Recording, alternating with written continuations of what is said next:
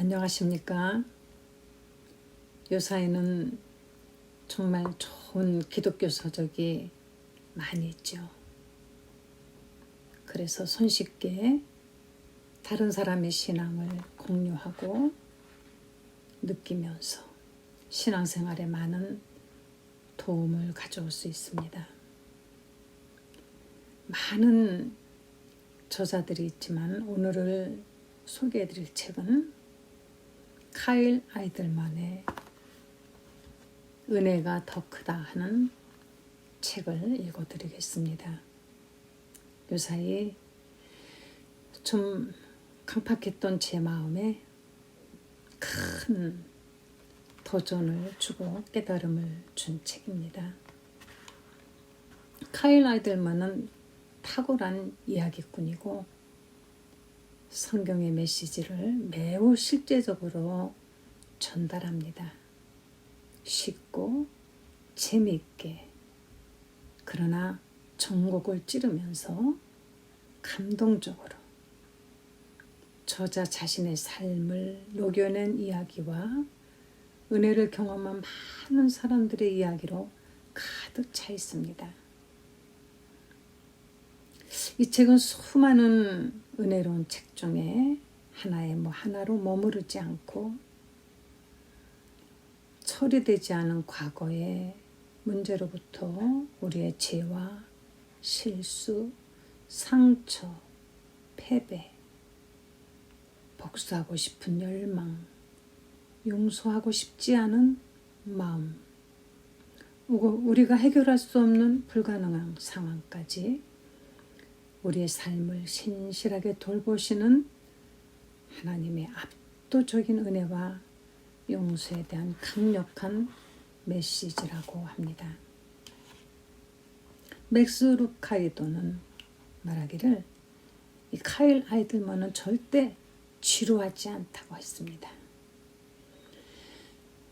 이 책은 사람을 진정시키는 것이 아니고 오히려 그 반대로 자극하고 흥분시키며 도전하게 한다고 하였습니다. 카일 아이들만의 책이라면은 갈렙 칼텐바흐는 무조건 읽는다 그랬습니다. 한번 읽기 시작하면 손에서 놓을 수가 없어서 몇 번이고 읽고 또 읽고 읽고 또 읽고 이렇게 하게 되는 것입니다. 자, 이제부터 책을 읽어드리겠습니다. 은혜가 더 크다. 우리 아들은 항상 할로윈 사탕 타기 놀이에 매우 진지했다. 내가 아들이 할로윈 놀이를 하게 한 것 때문에 벌써 화가 났다면 당신이 은혜에 관한 책을 읽고 있다는 것을 기억해 주기 바란다. 동네 지도를 펴놓고 그야말로 한 집도 빼놓지 않도록 꼼꼼히 경로를 짰다. 이것은 단순히 재미로 사탕을 모으는 놀이가 아니라 꼭 이겨야 할 시험이자 완수해야 할 미션이다. 그는 움직이기 편한 복장을 선택한다. 시합이 모두 끝나면 사탕이 담긴 가방을 가져와 무게를 잰 다음 그것을 분류한다. 아내의 영향을 받은 것이다. 초콜릿은 따로 냉동실에 놓고 나머지 사탕은 종류와 색깔별로 정리해 둔다. 나는 그것을 모두 알고 있었다.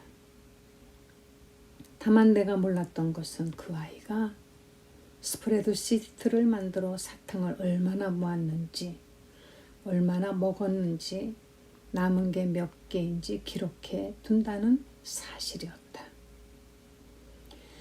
그 아이가 9살이었을 때 사탕 가방의 무게가 무려 2.6kg이었다. 할로윈데이 밤에 아이가 잠들면 나는 의뢰하던 일을 했다. 아이가 자는 동안 그 아이의 보물을 훔치는 것이다.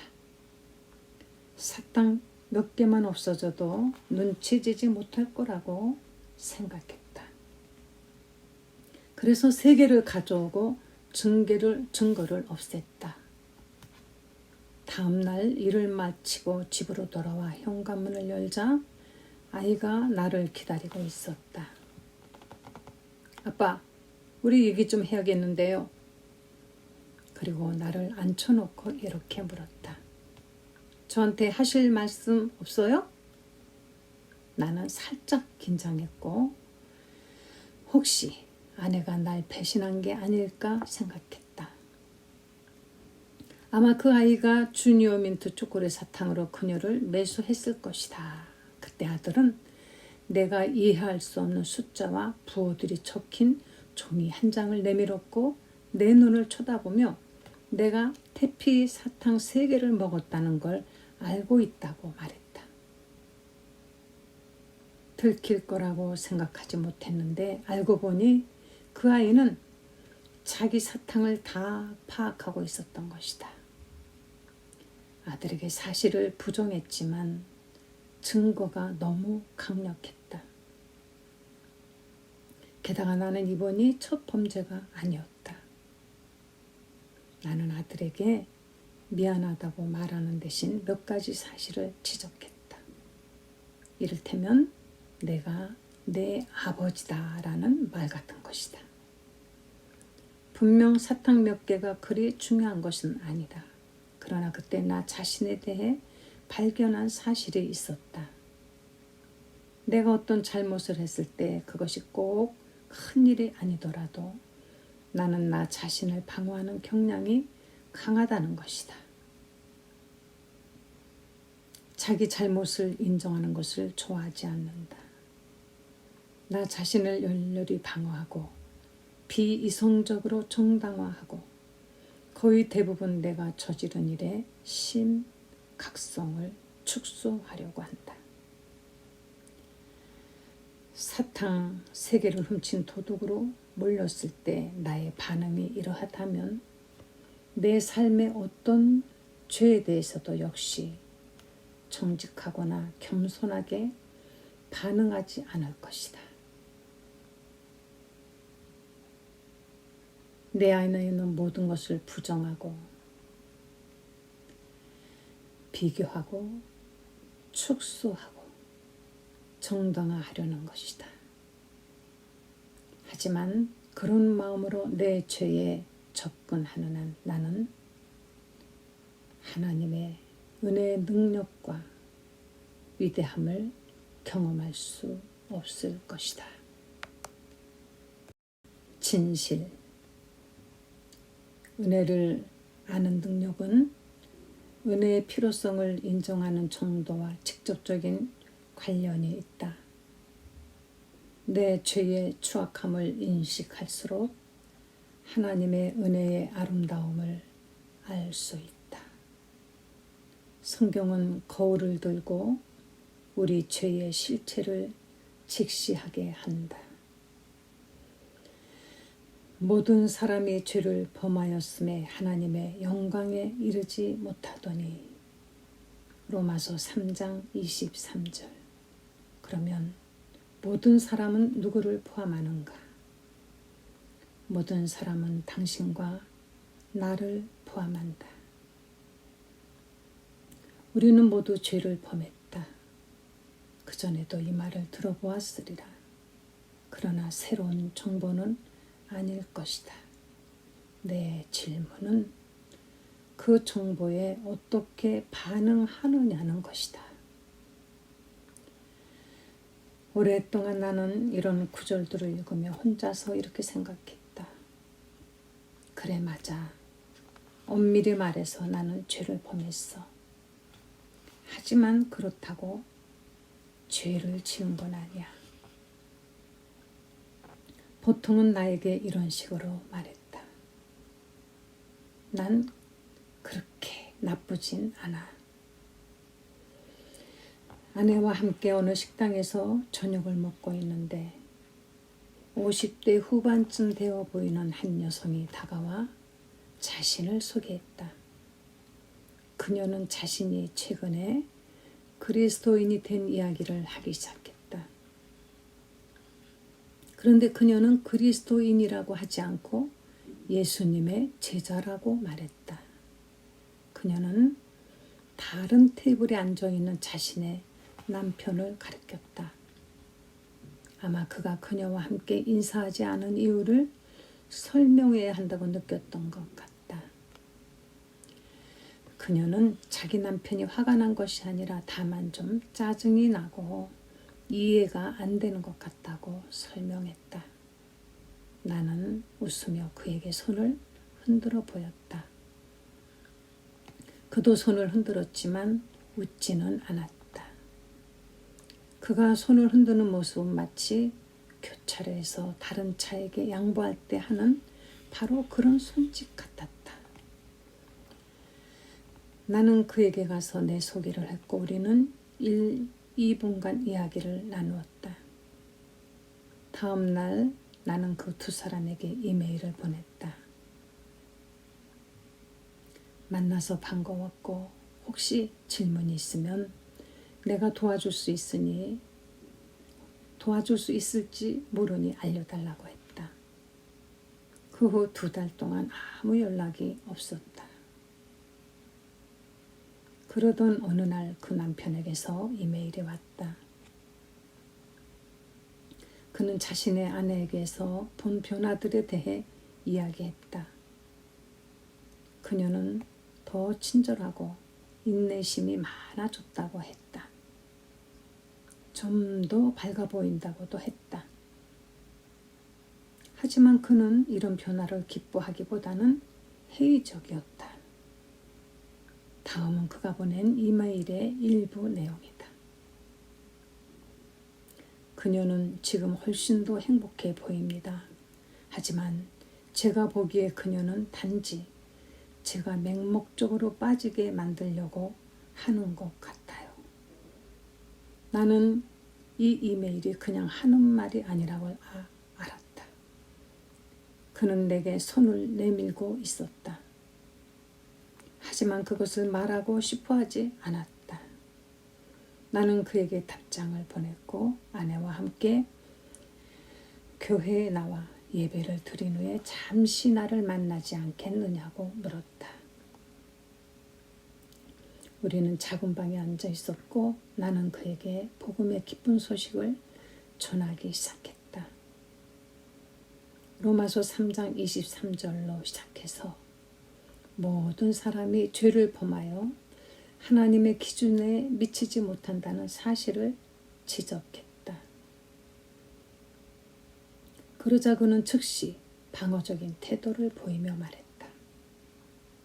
저는 그렇게 나쁜 사람이 아닙니다. 많은 사람들이 저를 착한 사람이라고 생각하는 거려. 그는 자신에게 죄인이라고 하고 자신을 하나님의 기준으로 판단하는 것이 부당하다고 생각했다. 아무도 충족시킬 수 없는 기준을 세워놓고 모든 사람이 죄인이라고 말하는 게 어떻게 공정합니까?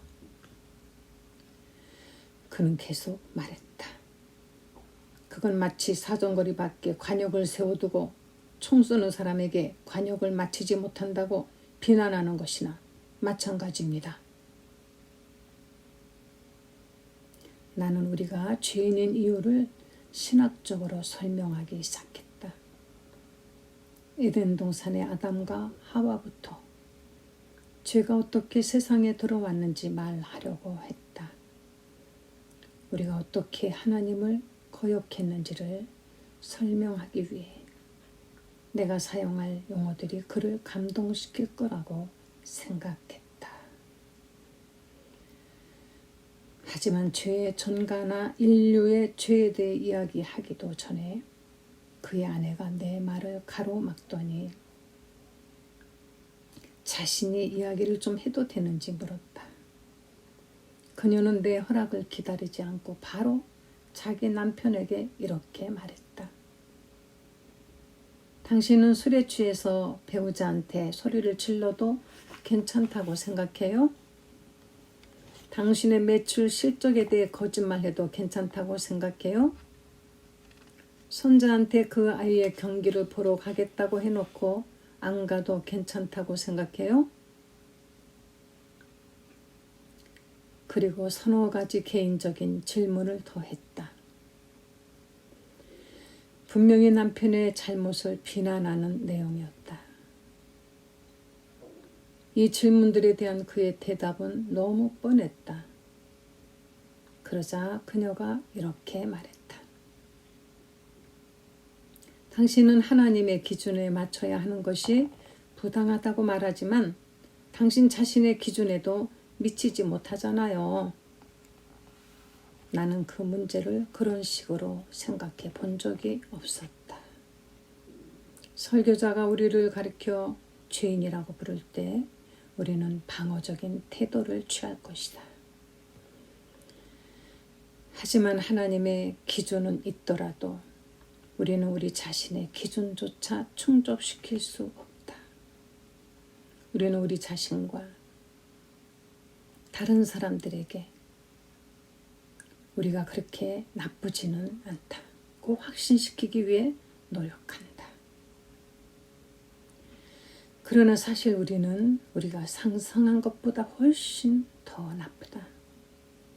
그 사실을 밀어낼수록 하나님의 은혜를 경험하는 것도 요원해진다.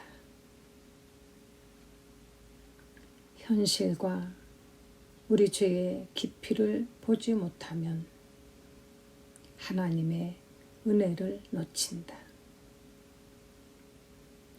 내가 그다지 나쁘지 않다고 생각하는 한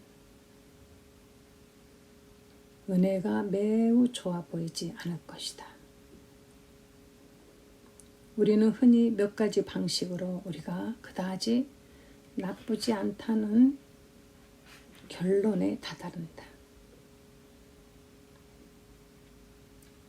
우리는 다른 사람들과 자신을 비교한다. 우리가 완벽하다고 주장하는 것은 아니지만 우리 자신과 남들을 비교하면 우리가 한 일이 대수롭지 않게 여겨진다. 물론 우리 자신을 판단할 때 우리는 흔히 자신에게 좀 더 기회를 준다. 많은 사람들과 비교해보면 우리 죄는 무단횡단이나 어슬렁거리는 죄보다 약간 더 큰 정도에 불과하다. 우리는 다른 사람들과 우리 자신을 비교함으로써 우리의 죄와 은혜의 필요성을 거절한다.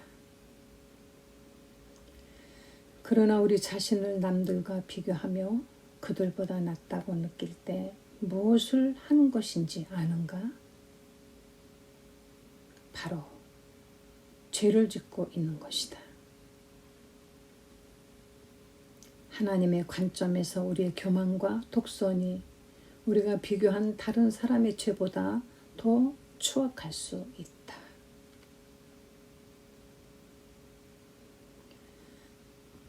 우리는 나쁜 것과 좋은 것을 저울질한다. 작년에 전 뉴욕 시장인 마이클 블룸버그의 뉴욕 타임즈 인터뷰 기사를 읽었다. 그 당시 블룸버그는 72세였다. 그가 50회 대학 동창회 직전에 한 인터뷰였다.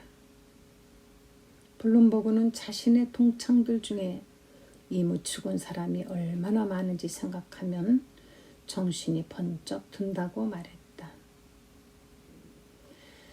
그러나 제레미 피터스 기자는 블룸버그가 자신의 사후에 대해 그렇게 걱정하는 것처럼 보이지 않았다고 말했다. 피터스의 글은 다음과 같았다. 하지만 블룸버그는 남은 날이 원하는 만큼 많지 않더라도 심판의 날 자신을 기다리고 있을 일에 대해 거의 의심치 않는다. 총기 안전, 비만과의 전쟁, 흡연, 규제 등 자신의 업적을 나열하면서 그는 활짝 웃으며 이렇게 말했다. 분명히 말하지만 하나님이 계신다면 제가 천국에 갔을 때 면담을 위해 멈추는 일 없이 곧장 안으로 들어갈 겁니다. 저는 천국에 갈 자격이 있으니까요. 당연한 얘기예요. 그의 관점에서 보면 은혜는 필요하지도 않고 원하지도 않는 것이다. 그는 자신의 선행을 저울 한쪽에 올려놓고 자신에게 어떤 도움도 필요 없으리라는 결론을 내린다. 우리 모두 나는 그다지 나쁘지 않다는 결론에 도달할 방법을 찾을 수 있다. 하지만 그렇게 함으로써 하나님의 큰 은혜의 선물을 놓치고 만다. 우리에게 은혜가 필요하다는 것을 인정하게 될 때까지 우리는 은혜밖에 관심을 갖지 않을 것이다. 우리는 기본적으로 우리 죄를 감추거나 적어도 축소하려고 한다. 하지만 우리 죄를 덮으면 은혜도 덮는 것이다. 죄를 축소하면 용서와 함께 오는 기쁨도 축소하는 것이다. 예수님은 사람들이 죄의 심각성을 축소하고 그들이 그렇게까지 나쁘지 않다는 잘못된 생각으로 자신을 안심시킴으로써 자기 자신에 대해 더 좋은 느낌을 갖도록 하시지 않았다. 예수님은 많이 용서받은 사람이 많이 사랑한다고 말씀하셨다. 그분은 하나님을 향한 우리의 사랑과 우리가 받은 용서의 정도를 같이 보셨다. 내가 아는 가장 큰 죄인. 어느 날 장 라루 목사님이 트위터에 올린 글을 읽었다. 그 글을 읽자마자 나는 마음속으로 항의했다. 아이러니하게도 나의 항의는 그의 말이 사실임을 더욱 입증하는 것에 불과했다. 그가 인용한 글은 이와 같다. 당신이 아는 가장 큰 죄인이 당신이 아니라면 당신은 자신을 잘 모르는 것이다. 그 글에 대한 나의 즉각적이고 본능적인 반응은 이러했다. 그래 맞아. 난 죄인이야. 사실 나는 큰 죄인이야. 하지만 내가 아는 가장 큰 죄인은 아니야. 그러나 그 인용문에 대해 생각하면 생각할수록 또 나 자신과 나의 동기에 대해 솔직해질수록 그 말을 부인하기가 더욱더 힘들었다. 그 문장은 어딘가 모르게 익숙하게 느껴졌다. 바울이 디모데에게 자신이 죄인 중에 괴수라고 밝힌 익숙한 성경 구절을 다시 읽기 전까지 나는 그것을 콕 집어 말할 수가 없었다. 미쁘다 모든 사람이 받을 만한 이 말이요. 그리스도 예수께서 죄인을 구원하시려고 세상에 임하셨다 하였도다. 죄인 중에 내가 괴수니라. 디모데전서 1장 15절. 신학교에 다닐 때 이 구절로 리포트를 썼던 기억이 난다. 나는 그 리포트에서 바울이 그리스도인이 되기 전 그의 과거에 초점을 맞추었다. 나는 바울이 그리스도인을 받겠고 교회와 그리스도인을 해방하기 위해 할 수 있는 모든 일을 다 했기 때문에 자신을 죄인 중에 괴수라고 묘사한 거라고 주장했다. 그런데 교수님이 그 리포트를 내게 돌려주셨을 때 맨 위에 점수가 적혀 있지 않았다. 대신 빨간 펜으로 다시 쓰세요 라고 적혀 있었다. 나는 뭐가 문제인지 몰랐다. 나는 과제를 완전히 다시 해야 하는 이유를 이해할 수 없어서 수업이 끝난 후 피드백을 좀 받으려고 교수님을 찾아갔다. 그는 빨간 펜을 꺼내어 디모데전서 1장 15절의 한 단어에 동그라미를 표시했다. 미쁘다 모든 사람이 받을 만한 이 말이요. 그리스도 예수께서 죄인을 구원하시려고 세상에 임하셨다 하였도다. 죄인 중에 내가 괴순이라. 나는 교수님이 좀 더 자세히 설명해 주기를 기다렸다. 하지만 그는 이미 다른 학생들과 면담 중이었다. 나는 거기 서서 그 단어를 뚫어지게 쳐다보다가 문득 내가 놓친 것이 무엇인지 깨달았다. 동사가 현재형이라는 것이다. 그리고 그것이 모든 것을 바꿔 놓았다. 바울은 내가 죄인 중에 괴수였다라고 말하지 않았다. 그는 죄인 중에 내가 괴순이라라고 말했다. 만일 당신이 나를 거짓말 탐지기에 연결하여 당신이 가장 나쁜 죄인이라고 생각합니까? 라고 묻는다면 나는 아마 그렇다고 말할 것이다. 나는 악하기 때문에 최대한 겸손하게 말함으로써 좀 더 영적인 사람으로 보이려고 할 것이기 때문이다. 판단하지 말라. 당신은 돌아다니며 사람들을 거짓말 탐지기로 조사하는 사람이다. 하지만 거짓말 탐지기가 진실을 드러낼 거라고 확신한다. 솔직히 말해 마음속 깊은 곳에서는 어쩌면 그리 깊이 들어가지 않더라도 나는 나 자신을 가장 나쁜 죄인으로 여기지 않는다.